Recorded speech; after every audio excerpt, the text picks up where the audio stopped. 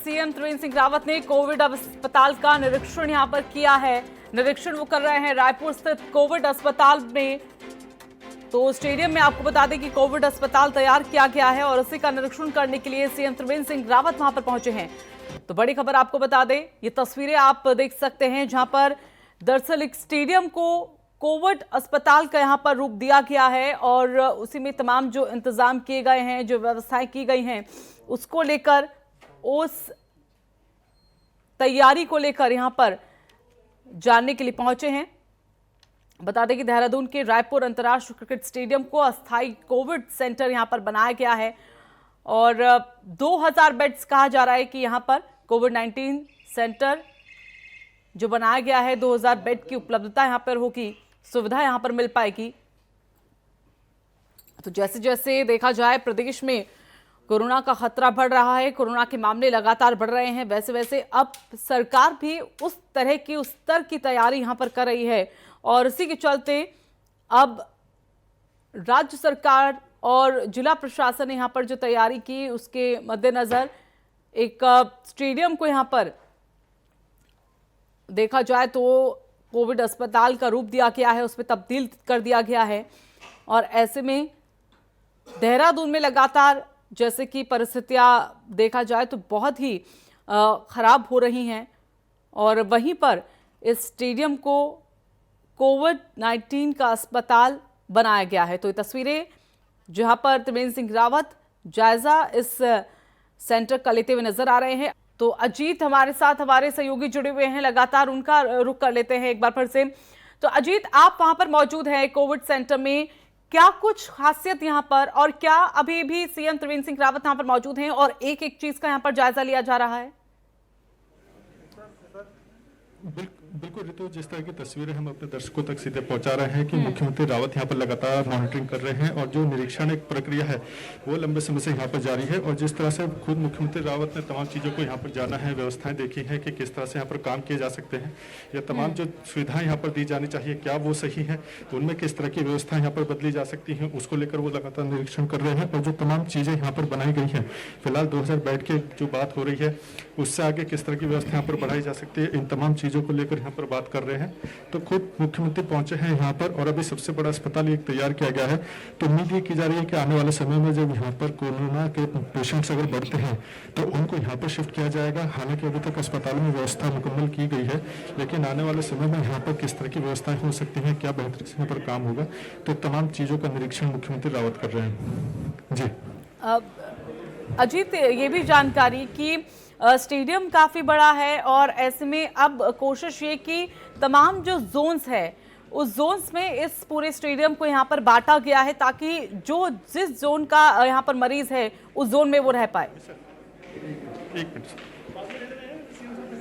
आप एक बिल्कुल ऋतु, हम एक में सचिव स्वास्थ्य अमित नेगी जी हमारे साथ हैं, उनसे थोड़ा सा अपडेट लेते हैं। सर, यहाँ पर किस तरह की व्यवस्थाएं आपकी तरफ से रखी गई हैं और जो डेडिकेटेड हॉस्पिटल है उसमें क्या हिसाब है? ये काफ़ी अच्छा व्यवस्था हमने बनाई है जिसमें CCC सेंटर हमारा बन रहा है। अभी फर्स्ट फेज में 750 के आसपास हमारी कैपेसिटी है, जिसको हम इमीडिएटली इनहांस भी कर सकते हैं। जैसे आपने खुद ही देखा हो, काफ़ी बहुत ही सुंदर एस्थेटिक लुक दिया है इसका। एंड हम लोग तो वैसे अपना चाहेंगे कि जो पेशेंट्स वगैरह है उनको हम लोग यहाँ पे रखें। यहाँ पर उनके योगा, उनके खाने पीने, हर चीज़ की व्यवस्था हमने करी है। तो सर, अभी तक देखा जा रहा है कि काफ़ी बड़ा हॉस्पिटल है और अन्य राज्यों को भी यहाँ पर सुविधा देने की बात हो रही है, इस तरह की भी कुछ है? अभी तो हम लोग देख रहे हैं कि जो हमारे जो लोग हैं, यदि उनको जरूरत पड़ती है तो उनको हम यहाँ पे ला सकते हैं।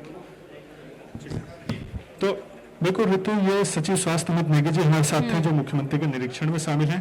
क्या कुछ यहाँ पर होगा, किस तरह की व्यवस्था यहाँ पर दी जाएंगी, चाहे योगा की बात हो या खाने की पीने की बात हो या स्वास्थ्य संबंधी जो भी चीजें हैं, उनको लेकर लगातार यहाँ पर काम हो रहा है। कई दिनों से अस्पताल को तैयार किया जा रहा था, फाइनल हो चुका है अस्पताल में जो भी सुविधाएं दी जानी थी। इसके बाद यहाँ पर मुख्यमंत्री रावत पहुंचे हैं निरीक्षण करने के लिए और निरीक्षण की प्रक्रिया जो है उनकी वो यहाँ पर लगातार गतिमान है। सबसे बड़ा जो क्षेत्र है स्टेडियम के भीतर में, इस वक्त वहाँ पर पहुंचे हैं और जो तमाम चीजें हैं उनको यहाँ पर खुद बकायदा नोटिस कर रहे हैं। जी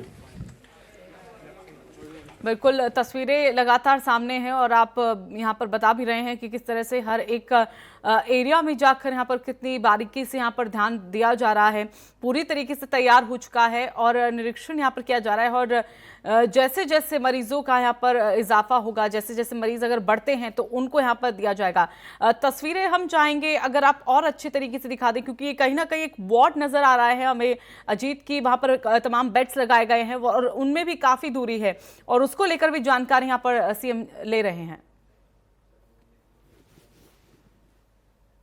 जिस तरह से मुख्यमंत्री रावत एक एक कमरे का खुद बारीकी से और जिसको पूरी तरीके से कोविड डेडिकेटेड यहाँ पर किया गया है।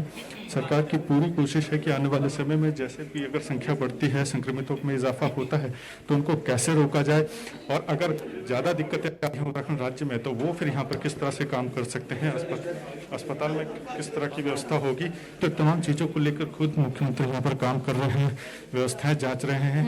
तो साफ तस्वीरों में दिख भी रहा है कि पुलिस प्रशासन के अधिकारी या फिर जो स्वास्थ्य विभाग के अधिकारी हैं वो यहाँ पर पहुंचे हुए हैं, उनसे किस तरह से उनकी बातचीत हो रही है, क्या कुछ दिक्कतें हो सकती हैं, ये तमाम चीज़ों को लेकर मुख्यमंत्री यहाँ पर बात कर रहे हैं। जी बिल्कुल, लेकिन एक और चीज समस्या कहीं ना कहीं अजीत यहाँ पर सामने आती है कि उत्तराखंड में देखा जाए या कहीं किसी भी राज्य में देखा जाए, लेकिन उत्तराखंड में अगर खास तौर पर देखा जाए तो डॉक्टरों की काफ़ी कमी रहती है, मेडिकल स्टाफ्स की यहाँ पर काफ़ी कमी रहती है। और ऐसे में इस कोविड सेंटर को लेकर कितनी ज़रूरत यहाँ पर मेडिकल स्टाफ की होगी, कितनी ज़रूरत यहाँ पर जो डॉक्टर्स हैं उनकी पड़ने वाली है? बिल्कुल रितु, जिस तरह से उत्तराखंड की अगर बात की जाए तो सरकार ने यहाँ पर गंभीरता से काम किया है कोरोना महामारी से बचाव को लेकर और पूरे उत्तराखंड प्रदेश में कई स्थानों पर कोविड सेंटर्स बनाए गए हैं। प्रधानों को बाकायदा जिम्मेदारी सौंपी गई है कि कोई भी प्रवासी अगर उत्तराखंड आता है तो उसको रोकना होगा, उसको यहाँ पर ट्रीट करना होगा पूरी तरह से। अगर वो घर जाता है तो घर से पहले 14 दिन का क्वारंटाइन कंपलसरी यहाँ पर किया गया है। तो तमाम ऐसी चीज़ें हैं सरकार की तरफ से जिसके दिशा निर्देश यहाँ पर जारी किए गए हैं। और खुद अधिकारियों की बात हो या फिर स्वास्थ्य विभाग के बड़े अधिकारियों की बात हो, शासन में बैठने वाले या सीधे तौर पर मुख्यमंत्री की बात हो, खुद वो लगातार समीक्षाएं कर रहे हैं, खुद वो जनता के बीच में इस तरह की बातों को लेकर पहुंच रहे हैं कि किस तरह से दिक्कतें आ सकती हैं तो उनसे कैसे बचना है, क्या कुछ चीज़ें यहाँ पर गंभीरता से दूर की जा सकती है, उनको किस तरह से काम करना है। अधिकारियों को जो सीधे तौर पर दिशा निर्देश है वो लगातार दे रहे हैं। डेली सुबह शाम यहाँ पर मॉनिटरिंग की जा रही है, समीक्षा की जा रही है। तो तमाम ऐसी चीज़ें हैं जिसको लेकर मुख्यमंत्री रावत खुद यहाँ पर समीक्षा करते हुए नजर आ रहे हैं और आज बाकायदा वो स्थलीय निरीक्षण करने के लिए, ग्राउंड रिपोर्ट के लिए खुद यहाँ पर पहुंचे हैं। जी क्या अजीत यहाँ पर कोई क्वारंटीन सेंटर को लेकर भी व्यवस्था है यहाँ पर? बिल्कुल, क्वारंटाइन सेंटर्स की अगर बात की जाए तो राजधानी देहरादून में कई स्कूल्स को क्वारंटाइन सेंटर बनाया गया है और तमाम जो अन्य व्यवस्था है वो यहाँ पर दी गई है। कोविड डेडिकेटेड हॉस्पिटल्स यहाँ पर दिए गए हैं। तो तमाम व्यवस्थाएं शासन प्रशासन की तरफ से यहाँ पर दी गई हैं। खुद सरकार यहाँ पर काम कर रही है, खुद मॉनिटरिंग कर रही है। तो तमाम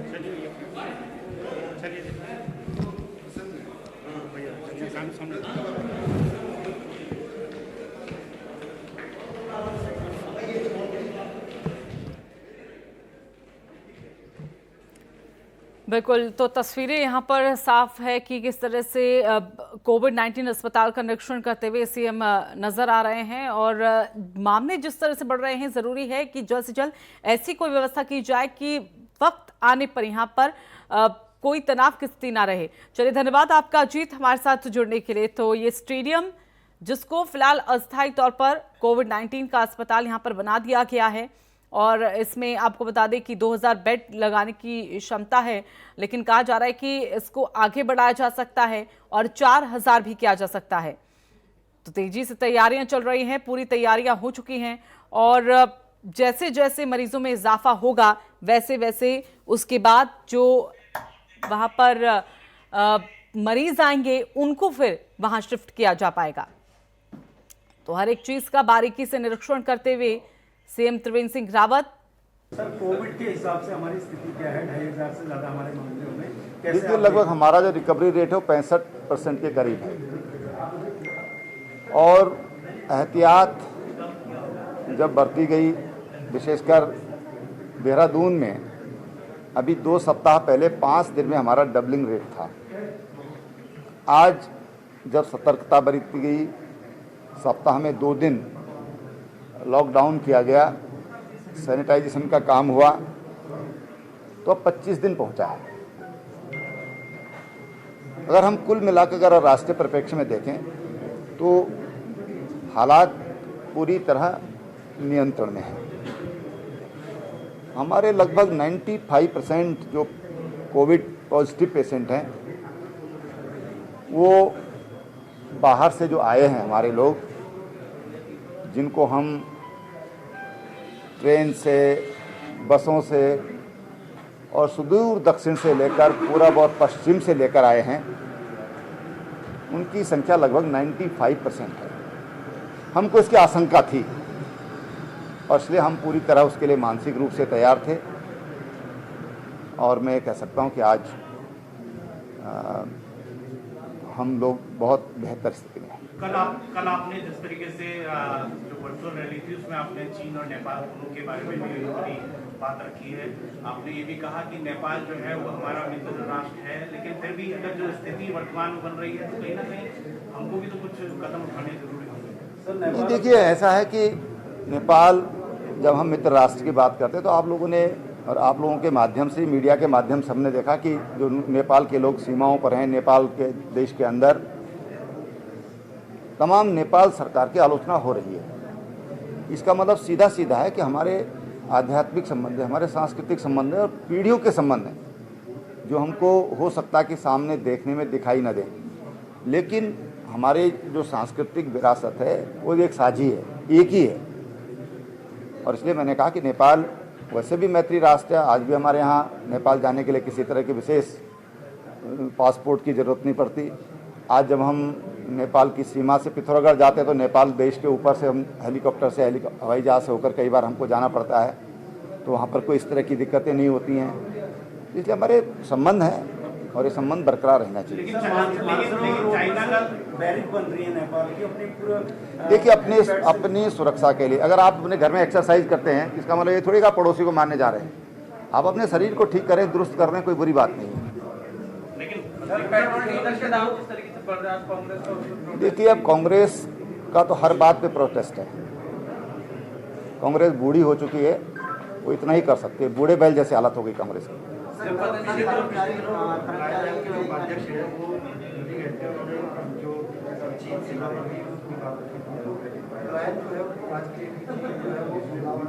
देखो भाई, पलायन कोई तात्कालिक नहीं हुआ है। जो भी पलायन हुआ है वो एक लंबे अंतराल में हुआ है और इसलिए उसको हम कोई तात्कालिक चीज न माने।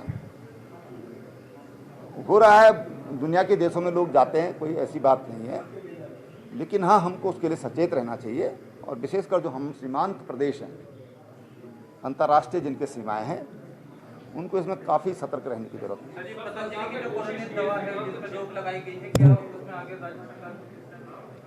देखिए, जो भी काम होना चाहिए वो विधिक होना चाहिए, उसकी एक प्रोसीजर है, उस प्रोसीजर को फॉलो करना चाहिए।